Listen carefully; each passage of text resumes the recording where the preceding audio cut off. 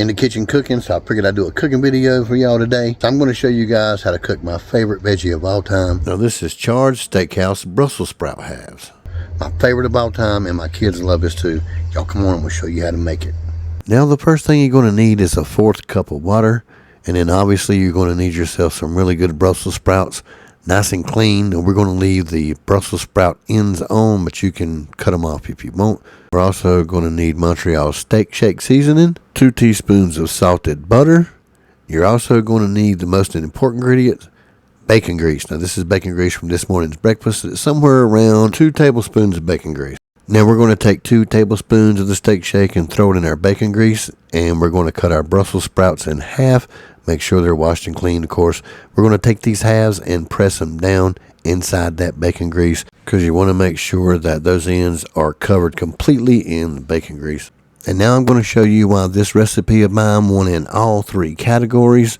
We're going to take these Brussels sprouts after we cut them in half and make sure they're covered in bacon grease. We're going to add another teaspoon of salted butter. We're going to char these Brussels sprouts on high heat until we get that nice brown look.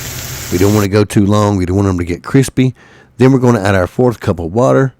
After we add our 1/4 cup of water, we're going to add another teaspoon of salted butter. Then the most important thing, we're going to cover them up. We're going to leave them covered, and we're going to steam cook these Brussels sprouts. How we're going to do that is we're going to cut the heat down on medium-low. We're going to cover them up, and we're going to cook them for 15 minutes.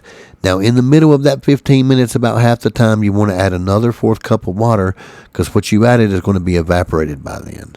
Now, the reason why I do this is the water is going to activate our steak shake seasoning, and once the Brussels sprouts are covered, they're going to absorb all that flavor, and it is absolutely amazing. And when that last 7 minutes is up, that's it. All you got to do is get you a slotted ladle, scoop these babies out into a bowl, and I'm going to tell you what, everybody in my family, including our kids, loves this recipe. And they'll disappear at your house as well. Now, I have had a lot of people say they despise Brussels sprouts.